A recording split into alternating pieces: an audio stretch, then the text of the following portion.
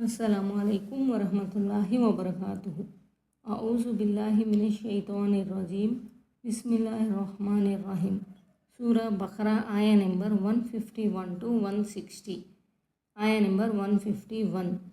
అదేవిధంగా మేము మీ వద్దకు స్వయంగా మీలో నుండే ఒక ప్రవక్తను నియుక్తం చేసి పంపాము. అతడు మీకు మా వాక్యాలను చదివి వినిపిస్తున్నాడు, మిమ్మల్ని పరిశుద్ధుల్ని చేస్తున్నాడు, మీకు గ్రంథజ్ఞానాన్ని, వివేకవంతమైన విషయాలను బోధిస్తున్నాడు, ఇంకా మీకు తెలియని విషయాలను నేర్పుతున్నాడు. ఈ ఆయతుకు భావం ఏమిటంటే, ఇంతకు ముందు మీలో నుంచే ఒక ప్రవక్త ప్రభవింపజేయబడ్డాడు. ఆ ప్రవక్త మీకు దివ్యవచనాలను వినిపిస్తున్నాడు, మిమ్మల్ని పరిశుద్ధపరుస్తున్నాడు, మీకు గ్రంథాన్ని, వివేకాన్ని బోధిస్తున్నాడు, మీకు తెలియని విషయాలను నేర్పుతున్నాడు. ఇది మీ కొరకు ఒక మహాభాగ్యం, ఓ గొప్ప వరం. మీకు ఆ వరం ఎలా లభించిందో అదేవిధంగా ఈ పరిపూర్ణ అనుగ్రహం, సన్మార్గ సద్బుద్ధి మీకు ప్రాప్తించాయి. ఆయ నెంబర్ 152. అందుకే మీరు నన్ను స్మరించండి, నేను మిమ్మల్ని జ్ఞాపకముంచుకుంటాను. నాకు కృతజ్ఞులై ఉండండి, కృతజ్ఞతకు పాల్పడకండి. కాబట్టి మీరు ఈ అనుగ్రహ భాగ్యాలకు ప్రతిగా నన్ను ధ్యానించండి, నా నామస్మరణ చేయండి, నా పవిత్రతను కొనియాడండి, నన్నే స్తుతించండి. ఈ వరాలను సద్వినియోగం చేసుకుంటూ కృతజ్ఞులై మెలగండి. కృతజ్ఞతాభావం పెరిగిన కొద్దీ మీ అనుగ్రహాలు మీ పాలిట శుభకరంగా పరిణమిస్తాయి. మీ జీవితాలలో సుఖశాంతులు వెల్లివిరుస్తాయి. అందుకే మీరు నేను చేసిన మేలును మరవకండి. కృతజ్ఞత వైఖరికి ఒడిగట్టిన వారిని అల్లా ఈసడించుకుంటాడు. ఆయ నెంబర్ 153. ఓ విశ్వాసులారా, సహనం మరియు నమాజు ద్వారా సహాయం అర్థించండి. అల్లా సహనం పాటించే వారికి తోడుగా ఉంటాడు.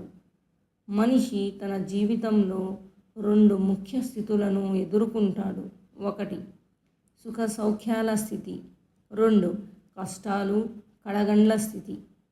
సుఖ సౌఖ్యాలు ప్రాప్తించినప్పుడు అతడు దైవానికి కృతజ్ఞతలు తెలుపుకోవాలి.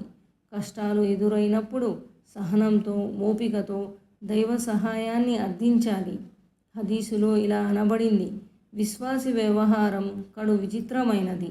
కలిమి కలిగినప్పుడు అతడు అల్లాకు కృతజ్ఞుడవుతాడు, బాధ కలిగినప్పుడు ఓర్పు వహిస్తాడు. 2 పరిస్థితులు అతనికి మేలు చేకూర్చుతాయి. సహీ ముస్లిం యొక్క హదీస్. ఓర్పు కూడా 2 రకాలుగా ఉంటుంది. 1 నిషిద్ధ విషయాలను, పాపాలను విడనాడటం, వాటికి దూరంగా ఉండటానికి తన్ను తాను నిగ్రహించుకోవటం, భోగలాలసను, మనసైన వాటిని త్యాగం చేయటం, క్షణభంగురమైన ప్రయోజనాలను వదులుకోవటం వల్ల మనసుకు కలిగే అసంతృప్తిని ఓర్చుకోవడం. 2 దైవ ఆదేశాలను పాటించటంలో ఎదురయ్యే కష్టాలను, బాధలను ఓర్పుతో, నేర్పుతో భరించటం. మరికొంతమంది ఇలా అభివర్ణించారు, అల్లాకు ఇష్టమైన వాటిని ఆచరణలో పెట్టాలి. మనసుకు, శరీరానికి ఎంత బాధ కలిగినా సరే అల్లాకు ఇష్టం లేని విషయాలకు దూరంగా మసులుకోవాలి. కోర్కెలు, అభిరుచులు ఎంతగా ఉబలాటం చేసినా దైవ సమ్మతం కాని వాటిని తగ్గించాలి. ఇదే ఓర్పు. ఆయ నెంబర్ 154. అల్లా మార్గంలో చంపబడిన వారిని మృతులు అని అనకండి, వారు బ్రతికే ఉన్నారు, కానీ ఆ విషయం మీకు అర్థం కాదు. అల్లా మార్గంలో అమరగతి నొందిన వారిని మృతులని అనకూడదు, ఎందుకంటే వారి గౌరవార్థం ఇలాంటి మాటలు అనరాదన్నమాట. ఈ సమాధి జీవితాన్ని బర్జఖ్ జీవితం అంటారు. దీన్ని మనం అర్థం చేసుకోలేము. ఈ జీవితం వివిధ స్థాయిల్లో ప్రవక్తలకు, విశ్వాసులకు, చివరికి అవిశ్వాసులకు కూడా ఇవ్వబడుతుంది. అమరగతుని ఆత్మ ఒక పక్షి ఉదరంలో ఉండి స్వర్గంలో తాను కోరిన చోట విహరిస్తూ ఉంటుంది. ఆయ నెంబర్ 155. మేము ఏదో ఒక విధంగా మిమ్మల్ని తప్పకుండా పరీక్షిస్తూ ఉంటాము. భయంతో, ఆకలి దప్పులతో, ధన ప్రాణాల నష్టంతో, పండ్ల కొరతతో పరీక్షిస్తాము. ఈ సహనమూర్తులకు శుభవార్త ఇవ్వండి. ఆయన నెంబర్ 156. వారికెప్పుడు ఏ ఆపద వచ్చి పడినా మేము ఖుద్దుగా అల్లాకు చెందిన వారము, మేము మరలిపోవలసింది కూడా ఆయన వద్దకే కదా అని అంటారు. ఈ ఆయతులో సహనం వహించే వారికి శుభవార్తలు అందజేయబడ్డాయి. నష్టం వాటిల్లినప్పుడు ఇన్నా లిల్లాహి వ ఇన్నా ఇలైహి రాజిఊన్తో పాటు అల్లాహుమ్మా అజుర్ని ఫీ ముసీబతి వ అఖ్లిఫ్లీ ఖైరం మిన్హా పఠించడం ఎంతో మహత్పూర్వకమైనది. దీన్ని తప్పక చదవాలని చెప్పబడింది. సహీ ముస్లిం యొక్క హదీస్. ఆయన నెంబర్ 157. వారిపై వారి ప్రభువు దయానుగ్రహాలు, కారుణ్యం ఉన్నాయి. సన్మార్గాన్ని పొందినవారు కూడా వీరే. ఆయన నెంబర్ 158.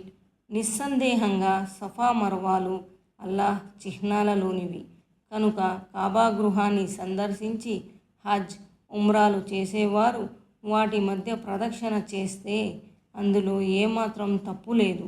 స్వచ్ఛందంగా ఎవరైనా ఏదైనా సత్కార్యం చేస్తే అల్లాహ్ ఆదరించేవాడు, తెలుసుకునేవాడు. ఆయతులో షాయిర్ అనే పదం వచ్చింది. అంటే చిహ్నాలు, గుర్తులు అని అర్థం. ఇక్కడ షాయిర్ అంటే అల్లాహ్ నిర్ణయించిన హజ్ క్రియలు అని భావం. ఉదాహరణకు మౌఖూఫ్ అంటే అర్ఫా మైదానం, అక్కడ ఆగటం. సఫా మర్వాల మధ్య సహీ చేయడం అంటే పరుగెత్తటం. హదీ అంటే కుర్బానీ పశువు. మన్హర్ అంటే కుర్బానీ ఇచ్చే స్థలం మొదలైనవి. సఫా మర్వాల మధ్య పరుగెత్తటం దోషం కాదు, సరికదా. అది హజ్ సందర్భంగా పాటించే క్రియల్లో ఒక అంశం. మరైతే దివ్య ఖురాన్ పదజాలాన్ని బట్టి అంటే వాటి మధ్య సహీ చేస్తే అది తప్పు కాదు అని చెప్పటాన్ని బట్టి బహుశా ఈ క్రియను పాటించవలసిన అవసరం లేదేమో అన్న సంశయం కొందరికి కలగడం సహజం. ఎవరికో కాదు, స్వయంగా ప్రవక్త ప్రియ సహచరులకే ఈ సందేహం కలిగింది. ఈ విషయం ఆయిషా రజియల్లాహు తఆలా అన్హు దృష్టికి వచ్చినప్పుడు ఆమె గారు ఇలా అభిప్రాయపడ్డారు: ఒకవేళ మీరనుకున్నదే నిజమైతే వారు వాటి మధ్య ప్రదక్షిణ చేయకపోయినా తప్పులేదు అని అల్లాహ్ సెలవిచ్చి ఉండేవాడు. ఆ తరువాత ఆమె గారు ఈ ఆయత పూర్వరంగాన్ని విశదీకరించారు. దాని ప్రకారం ఇస్లాం స్వీకరణకు పూర్వం అన్సారులు మనాత్ విగ్రహం పేరున కీర్తనలు ఆలాపించేవారు. దానికోసం వారు కొండపైన పూజలు కూడా చేసేవారు.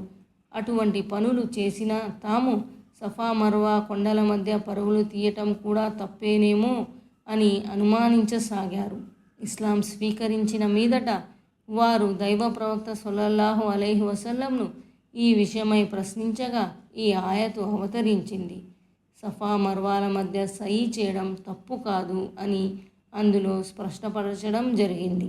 మరికొంతమంది ఈ ఆయతు నేపథ్యాన్ని గురించి ఇలా వివరిస్తున్నారు: అజ్ఞాన కాలంలో ముష్రికులు సఫా మర్వా పర్వతాలపై 2 విగ్రహాలను ప్రతిష్ఠించారు.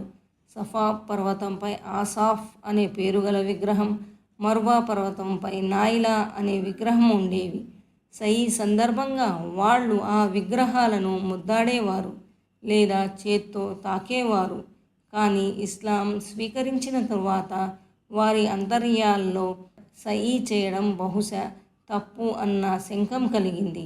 వారి మనసుల్లో ఉన్న ఈ జంకును దూరం చేయడానికి అల్లాహ్ ఈ ఆయతును అవతరింపజేసి సహీ చేయడం చాలా అవసరమని బోధించాడు. ఈ సహీ సఫా నుండి మొదలై మర్వా వద్ద ముగిస్తుంది. ఆయన నెంబర్ 159. మేము అవతరింపజేసిన నిదర్శనాలను మరియు సన్మార్గాన్ని ప్రజల కొరకు గ్రంథంలో విశదపరచిన తరువాత కూడా వాటిని దాచిపెట్టే వారిని అల్లాహ్ శపిస్తాడు. ఇంకా వేరే శపించేవారు కూడా వారిని శపిస్తారు. అల్లాహ్ తన గ్రంథంలో అవతరింపజేసిన విషయాలను బుద్ధిపూర్వకంగా దాచి ఉంచటం ఘోర పాపం. ఈ పాపానికి పాల్పడిన వారిని అల్లాగాక శపించేవారు కూడా శపిస్తారు. హదీసులో ఇలా ఉంది: తనకు తెలిసిన విషయం గురించి ఎవరైనా అతన్ని ప్రశ్నించగా అతను దాన్ని దాచిపెడితే ప్రళయ దినాన అతని నోట్లో అగ్ని కళ్ళెం వేయబడుతుంది. ఆయన నెంబర్ 160. అయితే పశ్చాత్తాపం చెంది తమ ప్రవర్తనను సంస్కరించుకుని సత్యాన్ని బహిర్గతం చేసిన వారి పశ్చాత్తాపాన్ని నేను స్వీకరిస్తాను, వారి తప్పును మన్నిస్తాను. నేను పశ్చాత్తాపాన్ని స్వీకరించేవాణ్ణి, అపారంగా కనికరించేవాణ్ణి. అస్సలాము అలైకుం వరహ్మతుల్లాహి వబరకాతుహు.